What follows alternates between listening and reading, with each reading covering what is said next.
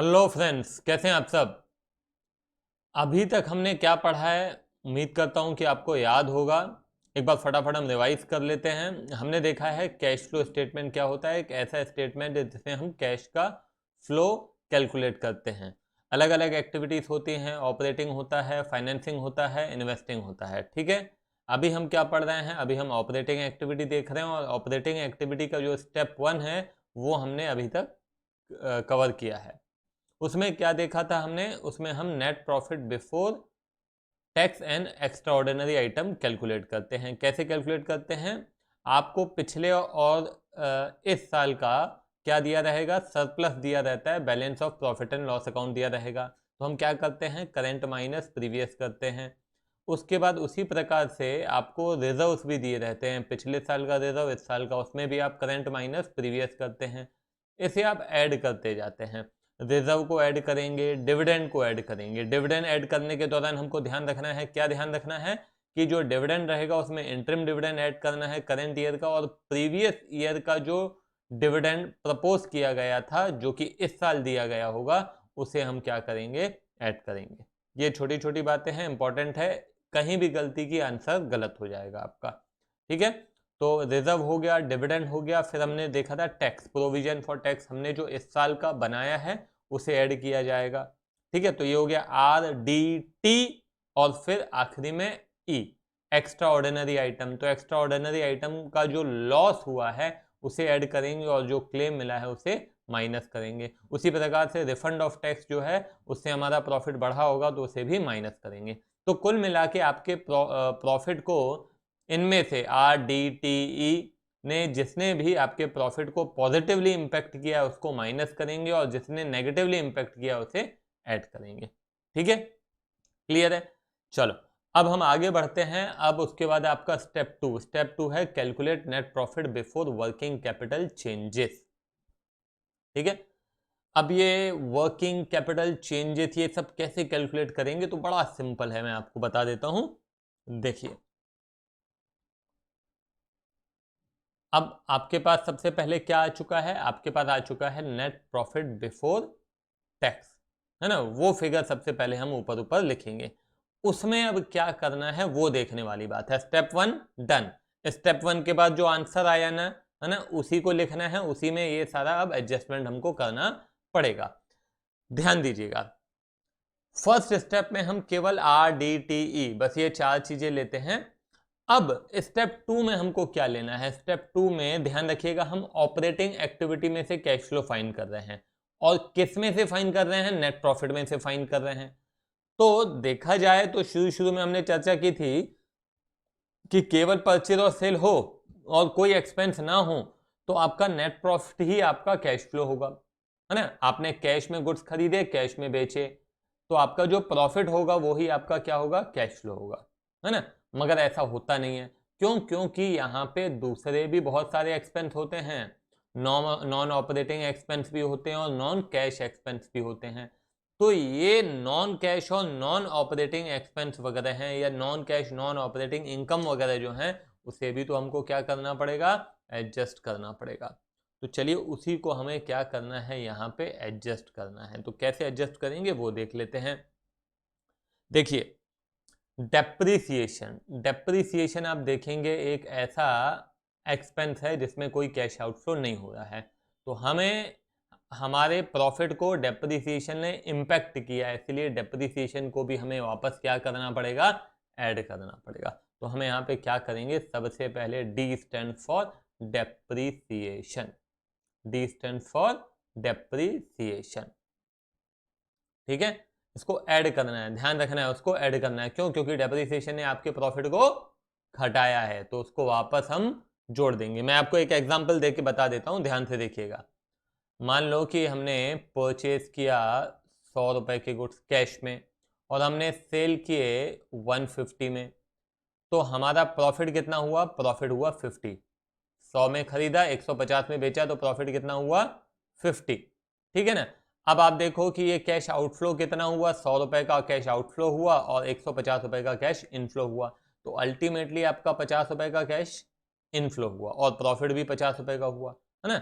मगर मैं कहता हूँ चलो यहाँ पे 20 रुपए का डेप्रिसिएशन भी कर दिया, तो अब आपका प्रॉफिट कितना हो जाएगा 30, मगर आपका कैश फ्लो कितना है 50।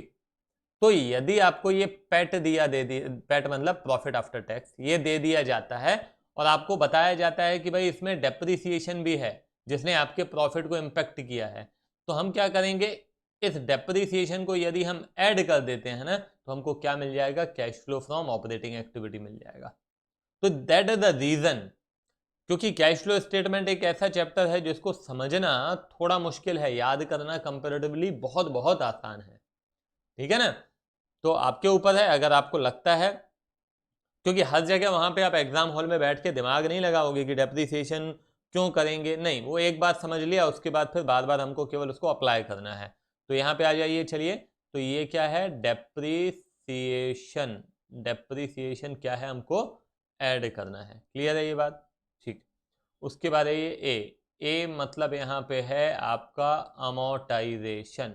अमोर्टाइजेशन क्या होता है, अमोर्टाइजेशन आपके इनटेंजिबल एसेट्स का जो डेप्रिसिएशन होता है उसको हम अमोर्टाइजेशन, जिसको राइट ऑफ करते हैं, जैसे गुडविल है, पेटेंट है, ट्रेडमार्क है, कॉपीराइट है ना, इनको जो हम राइट ऑफ करते हैं ना, जिस प्रकार से हम मशीनरीज को राइट ऑफ करते हैं तो डेप्रिसिएशन बोलते हैं, इनटेंजिबल एसेट्स को राइट ऑफ करते हैं तो अमोर्टाइजेशन बोलते हैं। उससे भी आपके प्रॉफिट को इम्पैक्ट पड़ेगा, उसको भी हम क्या करेंगे, ऐड करेंगे। ये आपके दोनों के दोनों क्या है, नॉन कैश एक्सपेंडिचर्स हैं, कोई कैश आउटफ्लो इनफ्लो नहीं हो रहा है और हमारे प्रॉफिट को इम्पैक्ट कर रहा है। उसके बाद आइए, और क्या एक्सपेंस है, अब ये आपका एक एक्सपेंस है जो कि interest, interest paid on borrowings, borrowings, loan, whatever जो बोलना है आपको। तो इंटरेस्ट जो हम दे रहे हैं वो आपका ऑपरेटिंग एक्टिविटी नहीं है। ध्यान करिए कौन सी एक्टिविटी है, ये हम पढ़ चुके हैं, ये है फाइनेंसिंग एक्टिविटी। तो है फाइनेंसिंग एक्टिविटी मगर हमारे प्रॉफिट को इम्पैक्ट करता है ना, तो इसीलिए इसको भी क्या करना पड़ेगा, हमें ऐड करना पड़ेगा। तो नॉन कैश और नॉन ऑपरेटिंग एक्टिविटीज जो भी हैं, जो हमारे प्रॉफिट को इम्पैक्ट कर रहे हैं, जो हमारे प्रॉफिट को कम कर रहे हैं, उनको हम वापस क्या कर रहे हैं, ऐड कर रहे हैं, ठीक है। उसी प्रकार से ये है loss, loss on sale of fixed asset या नॉन करेंट एसेट, ठीक है। मान लीजिए कि आपने बिल्डिंग बेच दी, लॉस पे बेच दी, तो लॉस ने आपके प्रॉफिट को क्या कर दिया, कम कर दिया, तो उसको भी हम वापस क्या कर देंगे, जोड़ देंगे, ठीक है। अब आपके मन में सवाल आ सकता है कि सर इतनी सारी चीज़ें याद रखनी पड़ेंगी, तो बड़ा सिंपल है, आपको केवल ये याद करना है, डेल। ये डेल वर्ड अगर आपने याद कर लिया तो डन है। D stand for depreciation, A stand for amortisation, I stand for interest, L stand for loss on sale of fix asset और non current asset. Is it clear, ये करना है ऐड।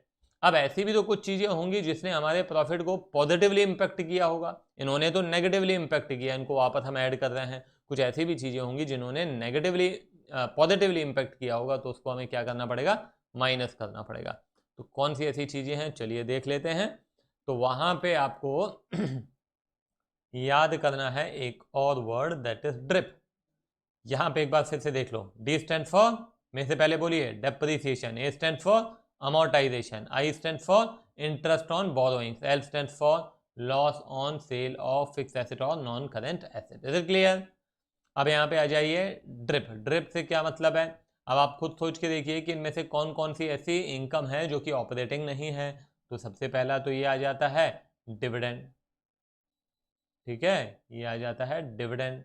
ये आज आज सोच के देखिए क्या होगा, रेंटल इनकम, ठीक है ना, ये आपका इंटरेस्ट रिसीव्ड, और ये हो गया आपका profit from sale of fix asset और नॉन करेंट एसेट, ठीक है। फिर बोल रहा हूँ मैं, डी स्टैंड फॉर डिविडेंड। आपने जो भी इन्वेस्टमेंट्स किए होंगे यार, आपने मान लो कि शेयर्स खरीदे हैं, तो उसमें आपको क्या मिलेगा, डिविडेंड मिलेगा। आपने बिल्डिंग अपनी किराए पे दे दी है तो क्या मिला, रेंट मिला, है ना। आपने अगर डिबेंचर्स खरीदे हैं या किसी को लोन दिया हुआ है, आपने कहीं किसी को लोन दे दिया या फिक्स डिपॉजिट कर दिया, तो आपको क्या मिलेगा, इंटरेस्ट मिलेगा। तो ये इंटरेस्ट जो मिल रहा है है ना, इसको भी हम क्या करेंगे, माइनस करेंगे। आई बात समझ में। उसी प्रकार से यदि आपने कोई नॉन करेंट एसेट बेचा, उस पर क्या हुआ, प्रॉफिट हुआ, उसको भी क्या करेंगे, माइनस करेंगे। तो ये DRIP, इसको लिखिए, क्या है ये, डिविडेंड, ठीक है, ये रेंटल इनकम, ठीक है, और ये है इंटरेस्ट रिसीव्ड, और ये profit from sale of fixed assets, है ना, नॉन करेंट एसेट्स। भाई बात समझ में क्लियर है? तो इसको नोट डाउन कीजिए, और पूरा स्टार्टिंग से मतलब जब मैं बात कर रहा हूँ नेट प्रॉफिट बिफोर टैक्स, तो उसमें हम क्या लेते थे, उसमें भी आप ध्यान कीजिए कि क्या था, RDTE, R stand for reserve, D stand for dividend, है ना, फिर उसके बाद T stand for tax, tax मतलब provision for tax, E stand for extraordinary items. यहाँ पे भी आपको ध्यान में आना चाहिए क्या, डेल एंड ड्रिप। डेल में क्या है, D stand for depreciation, A stand for amortisation, I stand for interest, L stand for loss, ठीक है। उसी प्रकार से ड्रिप है dividend income, rental income, interest income and profit on sale of non current assets, ठीक है। इसको note down करें, तो उसके बाद फिर हम क्वेश्चन देखते हैं इस पे। चलिए, अब ये आपका क्वेश्चन है, ये आपके TS ग्रेवाल के क्वेश्चन है, आपको आपकी बुक में भी मिल जाएंगे, ठीक है। यहाँ पे क्वेश्चन 12 है, आपकी बुक में जरूरी नहीं है कि क्वेश्चन 12 है, वो आप देख लीजिएगा, ठीक है। चलो, तो यहाँ पे net profit before tax and extraordinary item आपको ऑलरेडी दे दिया है, ठीक है, रेडीमेड है, कोई दिक्कत नहीं है। अब हमको क्या करना है, ये तो आपको मिल गया, आगे हम देख लेते हैं। तो ये डेप्रिसिएशन, डेप्रिसिएशन क्या करते हैं, याद है, सीधी सी बात है, डेल ऐड करते हैं, ड्रिप माइनस करते हैं। उस डेल में क्या था, डेप्रिसिएशन था, बिल्कुल था। तो डेप्रिसिएशन जिसने भी आपके प्रॉफिट को नेगेटिवली इंपैक्ट किया, उसको ऐड करना है, सीधी सी बात इतनी है, ठीक है। तो इसको हम ऐड कर रहे हैं, क्योंकि हम पीछे जा रहे हैं। इंटरेस्ट ऑन बोरोइंग्स, तो इसने भी आपके प्रॉफिट को क्या किया है, इम्पैक्ट किया है। और अगर याद कर लो आप, डेप्रिसिएशन, अमोर्टाइजेशन, इंटरेस्ट, ठीक है। तो इसको भी हमने ऐड कर दिया, ये अमोर्टाइजेशन है, गुडविल अमोर्टाइज्ड, इसको भी क्या कर देंगे, ऐड कर देंगे। ये loss on sale of furniture है, इसको भी क्या कर दीजिए, ऐड कर दीजिए। Premium on redemption of preference share, इसका यहाँ पे कोई रोल नहीं है, हमने जो पढ़ा है उसमें कहीं भी प्रीमियम फिलहाल नहीं आ रहा है, इसको छोड़ देंगे। उसके बाद है profit on sale of investment, profit हमारे लिए, हमारे प्रॉफिट को पॉजिटिवली इम्पेक्ट कर रहा है, उसको क्या कर देंगे, ये माइनस कर देंगे। Interest and dividend received on investment, ये भी पॉजिटिवली इम्पेक्ट कर रहा है, इसको भी क्या कर देंगे, माइनस कर देंगे। आई बात समझ में? सिंपल है, बहुत सिंपल है। चलो इसको टोटल करके देखते हैं। अभी प्रेजेंटेशन पार्ट अपन बाद में देख लेंगे कैसा करना है, अभी आप केवल कंसेप्ट पे फोकस करो, जब हम कैश फ्लो बनाएंगे तो ये सारी चीज़ें कवर हो जाएंगी आपकी। तो 447 plus 84,000 plus 16,800 plus 18,600 plus 18,000 minus 12,000 minus 27,600, तो आता है 544 एंड 800, 5,44,800। ये क्या आ गया, ये आ गया आपका profit before working capital changes. Clear है? ठीक है, तो ये आप खुद से ज़रूर ट्राई करेंगे, ऐसे नहीं कि एक बार देख लिया हो गया ख़त्म, नहीं, एक बार खुद से ज़रूर ट्राई करो, है ना। मैं इसको रब कर देता हूँ, यहाँ पे आप लेक्चर को पॉज कर लेंगे और उसके बाद खुद से ज़रूर ट्राई करें। आंसर आना चाहिए, 544 800 इज द आंसर। चलो अगले क्वेश्चन पे आते हैं। From the following balance sheet of KBC limited as at 31 March 2020 and additional information calculate operating profit before working capital changes.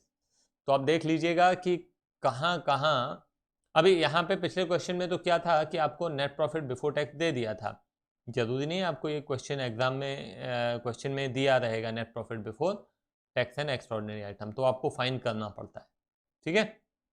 चलो देखते हैं, सबसे पहले स्टेप बाय स्टेप चलेंगे हम। शेयर कैपिटल है, ठीक है, हमारे काम का है क्या? नहीं, फिलहाल कोई काम का नहीं है। रिजर्व्स एंड सरप्लस है, मगर यहाँ पे नोट नंबर लिखा हुआ है तो सीधे नोट नंबर पे आ जाइए। नोट नंबर पे आते हैं तो यहाँ पे आपको क्या दिया हुआ है? Balance in statement of P and L दिया हुआ है और साथ ही साथ आपको जनरल रिजर्व दिया हुआ है, ठीक है। चलो हम यहाँ देख लेंगे। तो उसके बाद आगे बढ़ते हैं। ट्रेड पेबल काम का है क्या? नहीं। ये काम का है क्या? Outstanding expense? नहीं, हमारे काम का फिलहाल तो नहीं है। शॉर्ट टर्म प्रोविजन है, प्रोविजन फॉर टैक्स, क्या काम का है? बिल्कुल काम का है। तो एक काम करेंगे, हमेशा एक सिस्टमेटिक मैनर में कैश फ्लो को करने के लिए कि कोई गलती ना हो हमसे, ठीक है ना, कोई चीज़ छूटनी नहीं चाहिए, और इन केस यदि कोई चीज़ छूट जाती है तो तुरंत हमको समझ में आ जाना चाहिए कि कहाँ गलती हुई है। तो उसके लिए एक बहुत सिंपल सा मैं आपको तरीका बता रहा हूँ। आप पेंसिल से, आपके पास जो बुक है, बुक में आप ये क्वेश्चन देखेंगे तो उसमें आप पेंसिल से क्या करेंगे? मार्किंग करते जाएंगे। किस तरह की मार्किंग करेंगे मैं आपको बता देता हूँ। देखो यहाँ पे प्रोविजन फॉर टैक्स है, ठीक है, उसके बाद फिक्स एसेट है, देख लेते हैं इसको, नॉन करेंट एसेट, और नीचे डेप्रिसिएशन है। तो सबसे पहले आप क्या करें, यहाँ पे स्टार्टिंग हमने यहाँ से की है, ठीक है, नोट टू अकाउंट से। कोशिश यही किया करो सबसे पहले नोट टू अकाउंट्स में आओ और उसके बाद वहाँ मार्किंग कर लो। तो ये आपका जो प्रॉफिट दिया हुआ है, ये डिफरेंस हम फाइंड करेंगे, है ना। तो जो हमारा स्टेप 1 है ऑपरेटिंग एक्टिविटी का, हम उसको बोलेंगे O1।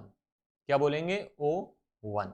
तो ये O1 यहाँ पे मैंने मार्किंग कर दिया, ये बताने के लिए कि भाई ये कहाँ अपीयर होगा? ये ऑपरेटिंग के स्टेप 1 में अपीयर होगा। जनरल रिजर्व है, ये भी ऑपरेटिंग के स्टेप 1 में अपीयर होगा। उसके बाद आइए provision for tax, this will also appear in O1, ठीक है। और ये आपका डेप्रिसिएशन है, ये डेप्रिसिएशन आपका क्या O1 में आता है क्या? नहीं, वहाँ पे क्या आता है? Reserve, dividend, tax and extraordinary item. ये डेप्रिसिएशन किधर आता है? ये डेप्रिसिएशन आता है O2 के स्टार्टिंग में, आपने पढ़ा है ना, एड, डेल, डेप्रिसिएशन, अमोर्टाइजेशन, तो this will appear in O2, ठीक है। और कुछ भी यहाँ पे अपीयर होने वाला नहीं है, कुछ भी नहीं है। तो हम क्या करेंगे, सबसे पहले तो ये ले लेते हैं हम, balance in statement of P and L. तो 170 माइनस 1 तो कितना हो जाता है? 70,000। ये मैंने ले लिया 70,000, ठीक है। ये आप वर्किंग कर सकते हैं सिंपली। सबसे पहले हमने लिखा, यहाँ जगह कम है, balance in statement of P and L, तो आपने current year minus previous year, जैसा मैंने फॉर्मेट आपको दिखाया था स्टार्टिंग में। तो 1,70,000 माइनस 1,00,000 कितना आ गया? 70,000। उसके बाद आइए जनरल रिजर्व। जनरल रिजर्व में भी क्या करना है? करंट माइनस प्रीवियस, तो कितना हो गया? 1,00,000। तो ये लीजिए 1,00,000, इसको मैंने क्या करना है? रिजर्व को ऐड करना है, ठीक है। उसके बाद O1 में और कुछ है क्या? बिल्कुल है, प्रोविजन फॉर टैक्स है। कितना है प्रोविजन फॉर टैक्स? बताइए, करंट ईयर का लेंगे कि प्रीवियस ईयर का? करंट ईयर का। कितना है? 1,00,000, ठीक है। तो ये 2,70,000, ये क्या आ गया आपका? ये आ गया profit before tax, net profit before tax and extraordinary items, ठीक है। अब क्या करना है? अब आ जाइए सीधे O2 में। O2 में एक ही चीज़ दिख रही है मेरे को, दैट इज 75,000 ऐड करना है। तो ऐड कर देते हैं 75,000 डेप्रिसिएशन, तो this will become how much? 3,45,000। Simple है, बिल्कुल सिंपल है, ठीक है। तो इसको भी, इस वाले क्वेश्चन को भी एक बार मैं यहाँ पे रब कर दे रहा हूँ, आप खुद से एक बार ट्राई कीजिए, ठीक है। आगे हम बढ़ेंगे तो देखेंगे इसी तरह के क्वेश्चंस रहेंगे, और इसमें आगे हमको पूरा का पूरा ऑपरेटिंग का कैश फ्लो फाइंड करना होगा, इन्वेस्टिंग करना होगा, धीरे धीरे बढ़ेंगे, ठीक है। चलो, तो यहीं पे इसको मैं ख़त्म करता हूँ। आप थोड़ी सी इसकी प्रैक्टिस कर लीजिए ताकि आगे आपको दिक्कत ना जाए। चलो, बाय बाय।